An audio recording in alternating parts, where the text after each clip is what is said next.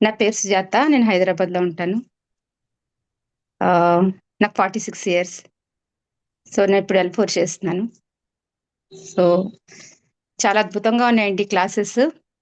అంటే ఒక ఎనర్జీ అండి మీరన్నట్టు శ్రవణం. శ్రవణం ద్వారా చాలా డిఫరెన్స్ అయితే నేను గమనిస్తున్నాను. ఫస్ట్ L1, L2, L3లో అది ఫుడ్ మీద కంట్రోల్ రావడము, వాటి మీద క్రేవింగ్స్ పోవడం అవన్నీ జరిగాయి.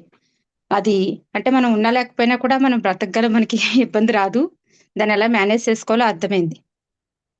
కంప్లీట్‌గా అర్థమైంది. దానివల్లే ఇప్పుడు L4లో కూడా ఈ శ్రవణం అనేది చాలా ఆహ్, ఆ బేసిస్ మీద ఈ శ్రవణం అనేది ఇంకా చాలా బాగా వెళ్తోందనమాట. హ్మ్. సో, అది నేను అబ్జర్వ్ చేశాను. సో, ఏదైనా చెప్పడానికి కూడా ఏంటంటే, అంతా ఆచరణలోకి వచ్చింది సార్. L1 నుంచి ఏదైతే లాక్కుంటూ వస్తున్నామో, L1, L2, L3 ద్వారా ఆ ప్లాట్‌ఫార్మ్ అనేది మాకు క్రియేట్ అయింది. సో, చాలా బాగా ఆచరణాత్మకంగా మీరు చెప్పినట్టుగా ఆ పవర్‌ఫుల్ డెసిషన్ అనేది ఏదైతే ఉందో అది చేస్తే ఎప్పుడు కూడా హైయెస్ట్ పాజిబిలిటీ తోటి కనెక్టివిటీలో ఉంటాం మనమని నాకు అర్థమైంది. సో, హైయెస్ట్ పాజిబిలిటీతో కనెక్టివిటీ అంటేనే మనం డెసిషన్ పవర్‌ఫుల్‌గా ఉంటే ఎప్పుడు ఆ శివుడితో కనెక్టివిటీ ఉన్నట్టే. సో, శివుడితో కనెక్టివిటీ అంటే ఏంటంటే హైయెస్ట్ డైమెన్షన్‌లో మనం ఆ పవర్‌ఫుల్ డెసిషన్ తీసుకోవడం అనేది చాలా చాలా ఇంపార్టెంటు. ఎప్పుడైతే మనము ధైర్యంగా ఈ పవర్‌ఫుల్ డెసిషన్ తీసుకుంటూ ఉంటామో లైఫ్‌లో ఇంక తిరుగుండదు. ఎప్పుడు కూడా ధైర్యంగానే ముందుకెళ్తూ ఉంటాం. సో, ఎప్పుడు నేనేంటంటే ఇదివరకు కూడా పవర్‌ఫుల్‌గానే ఉండేదాన్ని. అధైర్యం ఎప్పుడు లేదు. దేని గురించి భయమనేది లేదు. కాన్ఫిడెంట్‌గానే ఉండేది. అంటే కానీ ఏది ఏంటనేది కొంచెం క్లారిటీ సరిగ్గా ఉండేది కాదు గానీ, ఇప్పుడు ఈ క్లాసెస్ అవి విన్న తర్వాత ఈ కర్మ సిద్ధాంతం గురించి గానీ, ఈ డైమెన్షన్స్ విన్న తర్వాత గానీ నాకు చాలా ఒక క్లియర్ పిక్చరొచ్చింది. ఆ క్లారిటీ చాలా బాగా పెరిగింది. ఈ ఈ టైమ్ ఈజ్ ఎ థ్రెడ్ అని చెప్పినప్పుడు, ఆ! ఈ కర్మ అనే దాని గురించి చెప్పినప్పుడు, నాకు ఆ రెండిటిని కూడా ఇది చేసుకున్నప్పుడు నా పిక్చర్ నా విజువలైజేషన్ నేను చేసుకున్నప్పుడు నాకు చాలా క్లారిటీ వచ్చింది సార్. అప్పుడు ఈ హైయెస్ట్ పాజిబిలిటీ తోటి మనం ఎలా కనెక్టివిటీలో ఉండొచ్చు. అంతా శివానుగ్రహం, శివార్పణం. ఈ 2 అనేది ఎప్పుడు మనం గుర్తుపెట్టుకోవాలి. ఇంకొకటి ఎప్పుడు కూడా ఏ డెసిషన్ తీసుకున్నా కూడా పవర్‌ఫుల్‌గా ఉండాలి. అంటే అది మనల్ని ఇబ్బంది పెట్టేలా ఉండకూడదు. ఎదరవాళ్ళు ఇబ్బంది పెడతారేమో అయ్యో! అని కాదు. మనం అక్కడ ఏ విధంగా తీసుకుంటే అనుకూలంగా ఉంటుంది అనేది మాత్రమే అయ్యో! నేనిలా తీసుకున్నానా? అలా తీసుకోవాల్సింది. ఇట్లా నకారాత్మకంగా కాకుండా ఓకే. నాకు కావాలా? వద్దా? ఇ ఇ ఇలా ఉండాలా? అలా ఉండాలా? అంటే 2 ఉన్నవక్కడ. ఆ రెండిట్లో ఏదో ఒకటి మనం బెస్ట్ చాయిస్ తీసుకోవచ్చు. అది ఎదురుగుండా ఉన్న వాళ్ళకి పవర్‌లెస్ అనిపించొచ్చు. కానీ అది మనకి పవర్‌ఫుల్‌గా ఉన్నప్పుడే అది కరెక్ట్. నాకది అర్థమైంది సార్. అంటే ఎదరవాళ్ళ గురించి మనం డెసిషన్ తీసుకోవడం కాదు. అక్కడ పవర్‌ఫుల్ డెసిషన్స్ మన లాజిక్‌ని బట్టి, మన ఎమోషన్ అవన్నీ మారిపోతాయి. అక్కడి నుంచే ఈ డైమెన్షన్స్ స్టార్ట్ అవుతాయని నాకర్థమైంది. So, understanding నాకొచ్చింది. సో, నేను చాలా ఈ విషయంలో చాలా చాలా హ్యాపీ సార్. ఎస్పెషల్లీ నేను చాలా థాంక్ యూ చెప్తున్నాను మీకు. నాకు ఇవన్నీ తెలిసిన తర్వాత చాలా క్లారిటీ వచ్చింది లైఫ్‌లో. హ్మ్. సో, నేను లెవెల్ 5 కూడా చేయడానికి రెడీగానే ఉన్నాం మేము. సో, నాకు అనిపిచ్చేదనమాట ఏంటంటే హ్మ్. కొన్ని కన్‌ఫ్యూజన్స్ అంటే ఏ విధంగా ఎట్లా పవర్‌ఫుల్ డెసిషన్ తీసుకోవడం అంటే ఏంటి? కరెక్టే.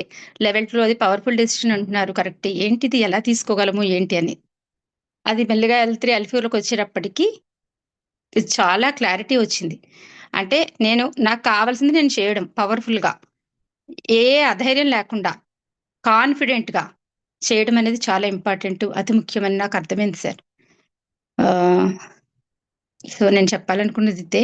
దీనివల్ల నేను చాలా తృప్తిగా ఉంటున్నాను. అంటే ఈ క్లాస్‌లోకొచ్చి వెళ్ళాననుకోండి, నాకేదో సాటిస్ఫాక్షన్.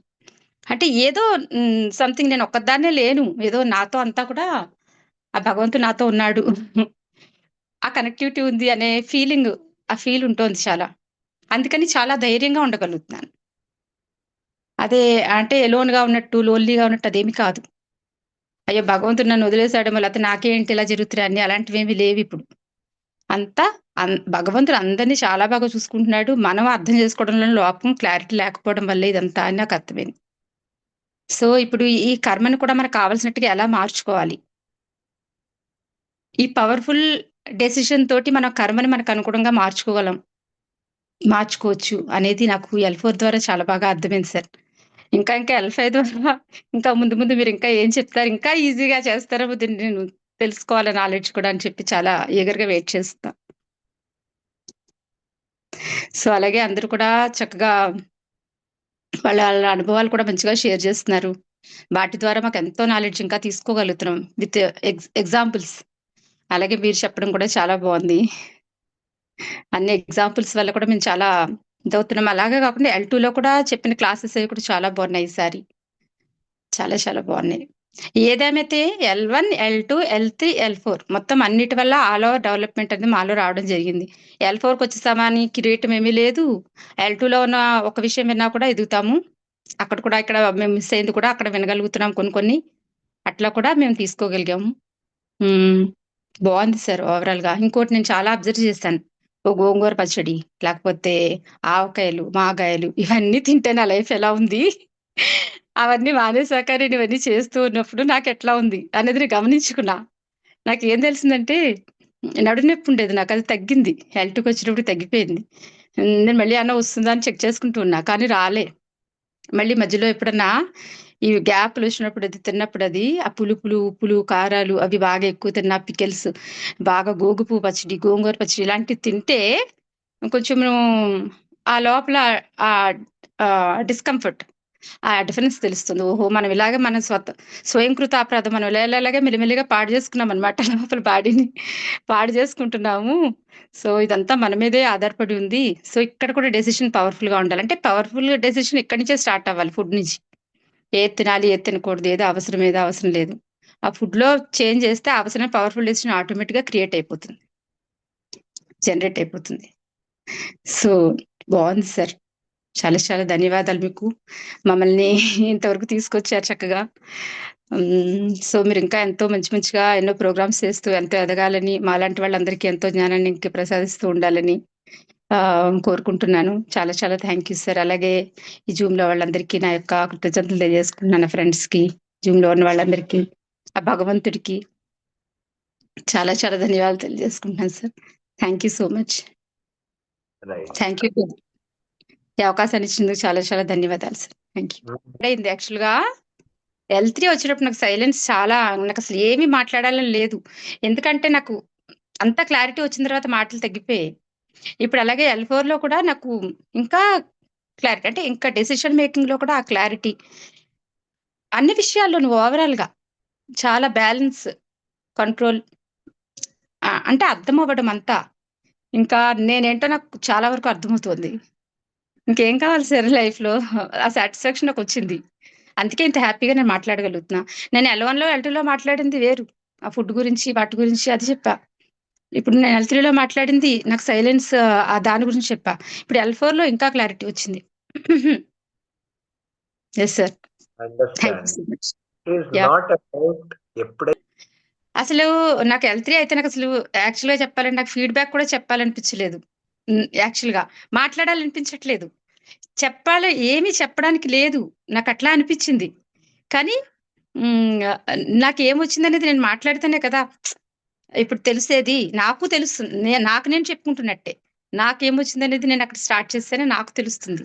సో, మీరింత చేయించినందుకు మీకు కూడా నేను చెప్పాల్సిన బాధ్యత నాకుంది. సో, అందరూ వింటున్న వాళ్ళకి కూడా నేను తెలియజేయాల్సిన బాధ్యత నాకుంది. సో, అలాగే L4లో కూడా నాకు డిఫరెన్స్ క్లియర్‌గా తెలుస్తోంది సార్. సో, ఆ ఫీల్ తోటే నేను మాట్లాడగలుగుతున్నాను. నాకు క్లారిటీగా తెలుస్తుంది. ఎంత డిఫరెన్స్ ఉంది. ఆ L3 నుంచి L4 గ్యాప్ ఎంత డిఫరెన్స్ ఉందనేది నాకు తెలుస్తది. L1 నుంచి L4కైతే ఇంకసలు దూకిన ఎక్కడ మీరు చెప్పారు చూడండి. హ్మ్. కొండ ఎక్కి దిగడం. అంత డిఫరెన్స్ ఉంది. కొండ ఎక్కడం అక్కడ అంటే అక్కడున్నట్టు ఇంకా నేను కొండ ఎక్కుదాం అనుకుంటున్నట్టనమాట L1 దగ్గర ఉన్నప్పుడు. ఇప్పుడు L4 అయ్యేటప్పటికి దిగిపోయాను ఎక్కేసి అన్నట్టుంది. అంత డిఫరెన్స్ ఉంది sir. Clarity. Yeah! Thank you so much. Thank you so much.